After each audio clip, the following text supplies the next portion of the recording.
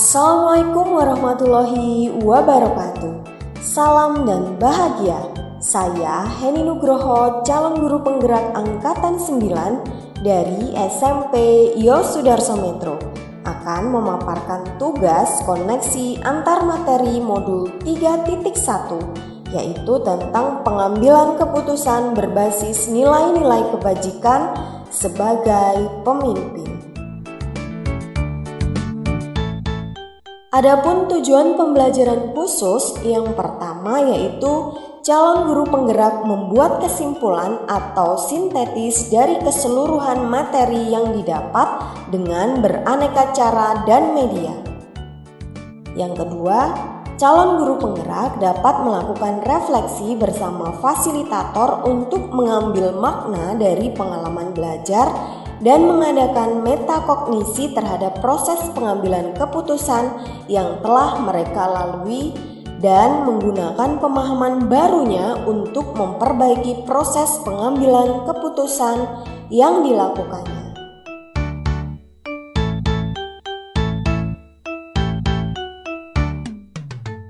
Pertanyaan pematik. Bacalah kutipan ini dan tafsirkan apa maksudnya. Mengajarkan anak menghitung itu baik, namun mengajarkan mereka apa yang berharga atau utama adalah yang terbaik. Teaching kids to count is fine, but teaching them what counts is best. Dari kutipan di atas, apa kaitannya dengan proses pembelajaran yang sedang Anda pelajari saat ini? Berdasarkan kutipan tersebut tersirat makna bahwa segala sesuatu harus dipelajari dari hal yang paling mendasar atau utama. Dalam materi pengambilan keputusan berbasis nilai-nilai kebajikan sebagai pemimpin, hal yang paling mendasar yang perlu dipelajari adalah terkait dengan etika. Etika akan menjadi dasar dalam pengambilan keputusan karena bersumber dari nilai-nilai kebajikan universal. Selain ini, nilai kebajikan dasar dari pengambilan keputusan adalah berpihak pada murid dan harus bertanggung jawab, sehingga saat dasar pengambilan keputusan sudah dikuasai, maka permasalahan apapun akan lebih mudah dan lebih terarah dalam menemukan solusi permasalahan dan pengambilan keputusannya.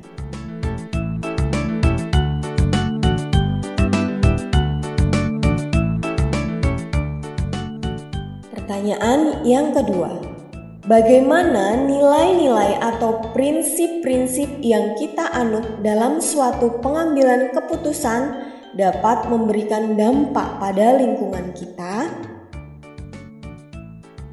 Prinsip yang kita anut dalam pengambilan keputusan diantaranya berpikir berbasis hasil akhir, peraturan, dan rasa peduli. Ketiganya disesuaikan dengan kondisi dan situasi yang terjadi. Apapun prinsip yang dianut tetap harus bersumber dari nilai-nilai kebajikan universal. Sesuai dengan dasar pengambilan keputusan dengan mengacu pada prinsip dan nilai yang sesuai, maka kita akan mengambil keputusan yang lebih adil, bijaksana, dan berpihak pada murid, sehingga akan memberikan dampak yang positif bagi lingkungan tempat kita berada. Pertanyaan yang ketiga, bagaimana Anda sebagai seorang pemimpin pembelajaran dapat berkontribusi pada proses pembelajaran murid dalam pengambilan keputusan Anda? Dalam proses pembelajaran tak menutup kemungkinan akan ada saja masalah yang terjadi di dalam kelas. Sebagai pemimpin pembelajaran, kita harus senantiasa peka terhadap segala persoalan yang terjadi dan mampu mengatasinya dengan baik sesuai dengan dasar pengambilan keputusan, diantaranya berpihak pada murid, bersumber pada nilai-nilai kebajikan, dan harus bertanggung jawab, maka secara tidak langsung kita telah memberikan contoh teladan kepada murid cara pengambilan keputusan yang tepat, yang arif, dan tidak subjektif. Pertanyaan yang keempat. Menurut Anda, apakah maksud dari kutipan ini jika dihubungkan dengan proses pembelajaran yang Anda alami di modul ini? Jelaskan pendapat Anda. Pendidikan adalah sebuah seni untuk membuat manusia menjadi berperilaku etis. Orang yang berpendidikan akan memiliki etika dibanding orang yang tidak berpendidikan. Dengan beretika, maka segala perilaku akan sesuai dengan norma, nilai, dan hukum yang berlaku. Sehingga dengan berperilaku etis sesuai dengan etika dalam pendidikan, maka akan mempermudah dalam proses pembelajaran maupun pengambilan keputusan.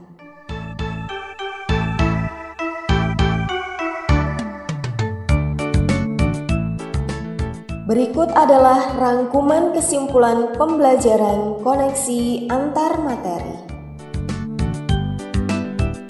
Yang pertama, bagaimana pandangan Ki Hajar Dewantara dengan filosofi Pratap Triloka memiliki pengaruh terhadap bagaimana sebuah pengambilan keputusan sebagai seorang pemimpin pembelajaran diambil?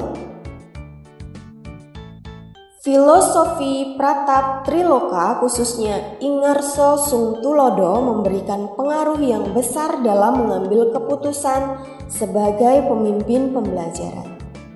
Ki Hajar Dewantara berpandangan bahwa sebagai seorang guru itu harus memberikan teladan atau contoh praktik baik kepada murid. Dalam setiap pengambilan keputusan, seorang guru harus memberikan karsa atau usaha keras sebagai wujud filosofi Pratap Triloka, Ingarso, Ingmadyo Mangunkarso, dan pada akhirnya guru membantu murid untuk dapat menyelesaikan atau mengambil keputusan terhadap permasalahannya secara mandiri. Guru hanya sebagai pamong yang mengarahkan murid menuju kebahagiaan. Hal ini sesuai dengan filosofi Pratap Triloka Tut Uri Handayani.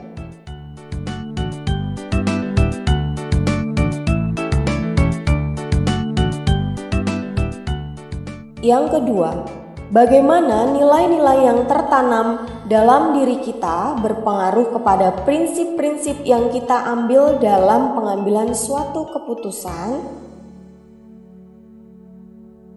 Nilai-nilai yang tertanam dalam diri sebagai guru penggerak diantaranya berpihak pada murid, mandiri, kolaboratif, reflektif, dan inovatif harus menjadi dasar dalam pengambilan keputusan.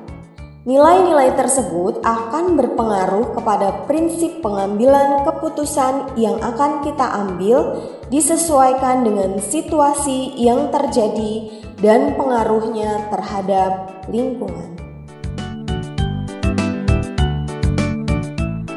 Yang ketiga, bagaimana materi pengambilan keputusan berkaitan dengan kegiatan coaching atau bimbingan yang diberikan pendamping atau fasilitator dalam perjalanan proses pembelajaran kita, terutama dalam pengujian pengambilan keputusan yang telah kita ambil. Apakah pengambilan keputusan tersebut telah efektif? Masihkah ada pertanyaan-pertanyaan dalam diri kita atas pengambilan keputusan tersebut? Hal-hal ini tentunya bisa dibantu oleh sesi coaching yang telah dibahas pada sebelumnya. Kegiatan coaching atau bimbingan yang diberikan pendamping atau fasilitator dapat menjadi bekal dalam melakukan proses pengujian keputusan secara bertahap. menggunakan 9 langkah pengambilan dan pengujian keputusan coaching dilakukan dengan memenuhi kompetensi inti. Di antaranya, kehadiran penuh atau present, mendengarkan aktif, dan mengajukan pertanyaan berbobot. Saat melakukan pengujian keputusan pun sebaiknya menggunakan kompetensi inti coaching tersebut, sehingga kita dapat menggali informasi sebanyak-banyaknya.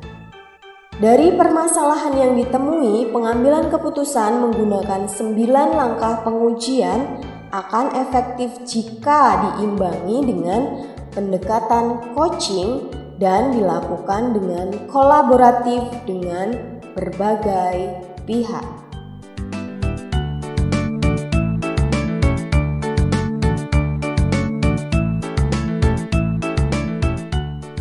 Yang keempat, bagaimana kemampuan guru dalam mengelola dan menyadari aspek sosial emosionalnya akan berpengaruh terhadap pengambilan keputusan, khususnya masalah dilema etika. Guru yang memiliki kemampuan dalam mengelola dan menyadari aspek sosial emosionalnya akan memiliki kesadaran diri untuk memahami perasaan, emosi, dan nilai diri sendiri, memiliki manajemen diri sehingga mampu mengelola emosi dan perilaku, memiliki kesadaran sosial sehingga mampu memahami sudut pandang dan dapat berempati dengan orang lain, memiliki keterampilan berelasi sehingga dapat berkomunikasi dengan lebih efektif dan dapat mengambil keputusan yang bertanggung jawab.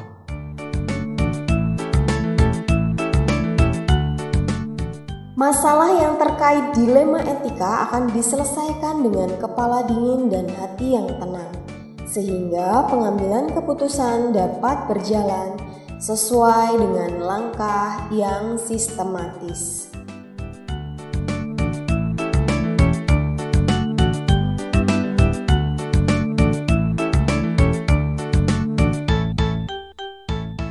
Yang kelima, bagaimana pembahasan studi kasus yang fokus pada masalah moral atau etika kembali kepada nilai-nilai yang dianut seorang pendidik?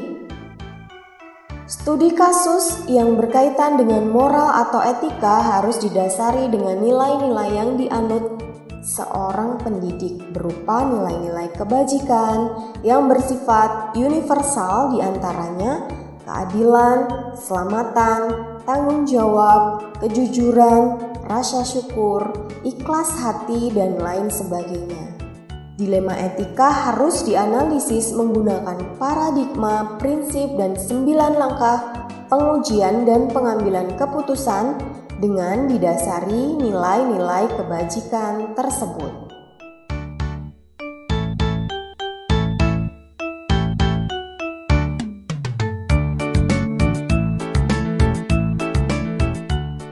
Yang keenam, bagaimana pengambilan keputusan yang tepat tentunya berdampak pada terciptanya lingkungan yang positif, kondusif, aman, dan nyaman. Pengambilan keputusan yang tepat terkait kasus-kasus pada masalah moral atau etika hanya dapat dicapai jika dilakukan melalui 9 langkah pengambilan dan pengujian keputusan. Dapat dipastikan bahwa jika pengambilan keputusan dilakukan secara akurat melalui proses analisis kasus yang cermat dan sesuai dengan 9 langkah tersebut, maka keputusan tersebut diyakini akan mampu mengakomodasi semua kepentingan dari pihak-pihak yang terlibat. Maka hal tersebut akan berdampak pada terciptanya lingkungan yang positif, kondusif, aman, dan nyaman.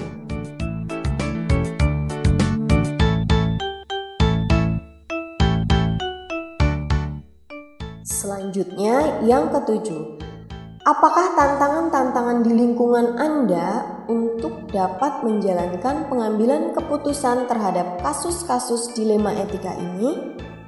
Adakah kaitannya dengan perubahan paradigma di lingkungan Anda? Tantangan yang ada di lingkungan saya antara lain masih kentalnya kebiasaan atau budaya yang selalu dilakukan secara turun-temurun.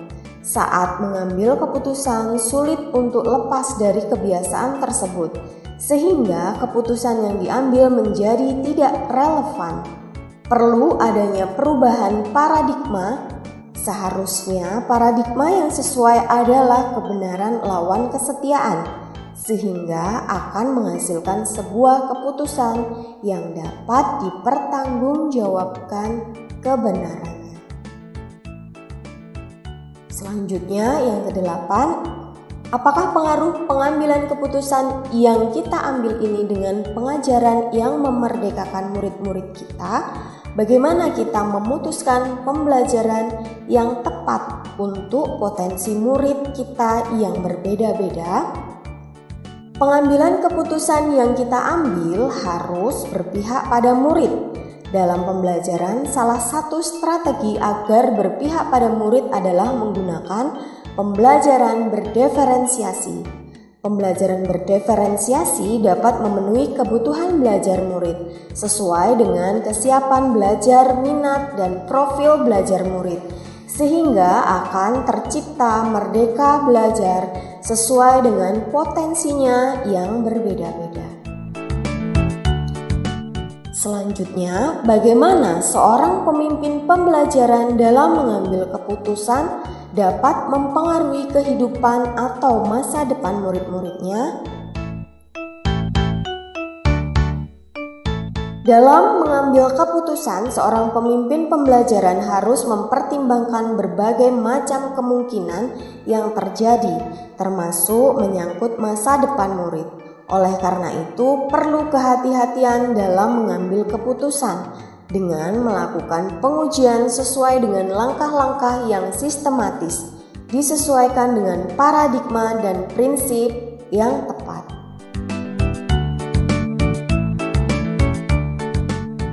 Apakah kesimpulan akhir yang dapat Anda tarik dari pembelajaran modul materi ini dan keterkaitannya dengan modul-modul sebelumnya?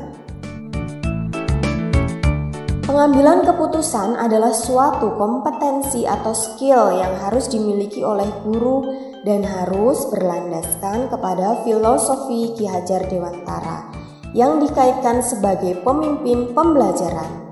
Pengambilan keputusan haruslah dijiwai filosofi Ki Hajar Dewantara, berpegang teguh pada nilai guru penggerak yang salah satunya berpihak pada murid dengan berlandaskan nilai-nilai kebajikan yang universal. Keputusan yang diambil harus dipertimbangkan berbagai hal termasuk masa depan murid. Pengambilan keputusan berpengaruh pada pengajaran yang memerdekakan murid karena disesuaikan dengan potensinya masing-masing. Seorang pemimpin haruslah memiliki kompetensi sosial dan emosional agar dapat mengambil keputusan dengan penuh kesadaran diri, mampu mengelola emosi dan mengambil keputusan yang bertanggung jawab. Saat proses pengujian keputusan diperlukan teknik coaching agar dapat menggali informasi sebanyak-banyaknya untuk mengambil keputusan.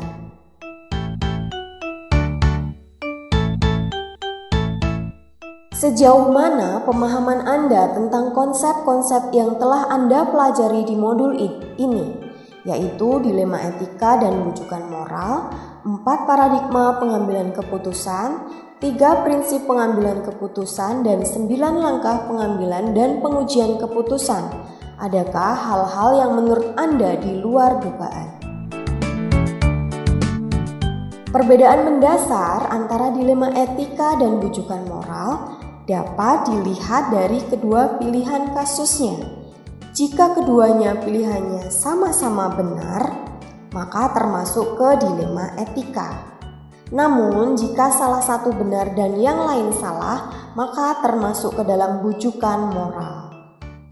Selanjutnya, terdapat 4 paradigma dilema etika antara lain individu lawan kelompok, rasa keadilan lawan rasa kasihan, kebenaran lawan kesetiaan, dan jangka pendek lawan jangka panjang. Selanjutnya terdapat 3 prinsip dalam pengambilan keputusan, yaitu berpikir berbasis hasil akhir, berpikir berbasis peraturan, dan berpikir berbasis rasa peduli. Selanjutnya, 9 langkah pengambilan keputusan diantaranya mengenali nilai yang bertentangan, menentukan siapa yang terlibat, kumpulkan fakta yang relevan, pengujian benar atau salah, pengujian paradigma benar lawan benar, melakukan prinsip resolusi investigasi, opsi trilema, buat keputusan, lihat lagi keputusan, dan refleksikan. Hal yang di luar dugaan adalah dalam melakukan pengambilan keputusan memiliki keterkaitan dengan modul yang lain yang telah dipelajari sebelumnya. Sebelum mempelajari modul ini, pernahkah Anda menerapkan pengambilan keputusan sebagai pemimpin dalam situasi moral dilema? Bila mana pernah, apa bedanya dengan apa yang Anda pelajari di modul ini?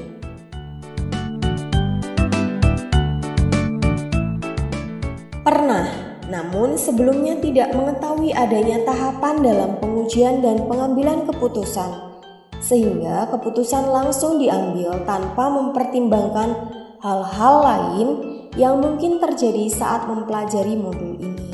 Ternyata sebelum mengambil keputusan perlu adanya penentuan paradigma, prinsip, dan menjalankan 9 langkah pengujian dan pengambilan keputusan terlebih dahulu dengan dasar nilai-nilai kebajikan, berpihak pada murid, dan bertanggung jawab. Bagaimana dampak mempelajari konsep ini buat Anda? Perubahan apa yang terjadi pada cara Anda dalam mengambil keputusan sebelum dan sesudah mengikuti pembelajaran modul ini? Mempelajari konsep ini sangat berdampak besar bagi saya, terutama berkaitan dengan cara pengambilan keputusan yang sebelumnya tidak menggunakan langkah-langkah apapun. Sekarang mempelajari modul ini perlu adanya pemilihan paradigma yang tepat, prinsip yang sesuai, dan melakukan 9 langkah pengujian dan pengambilan keputusan dengan sistematis.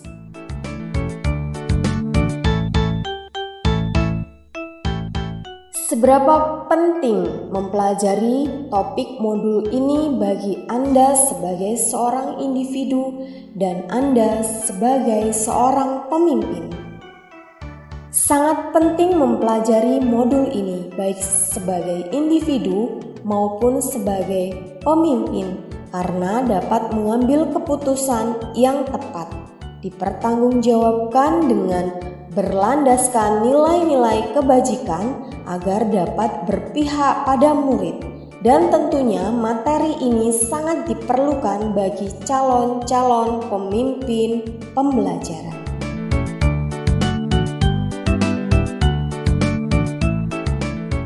Demikian pemaparan tugas koneksi antar materi modul 3.1. Terima kasih sudah menyaksikan.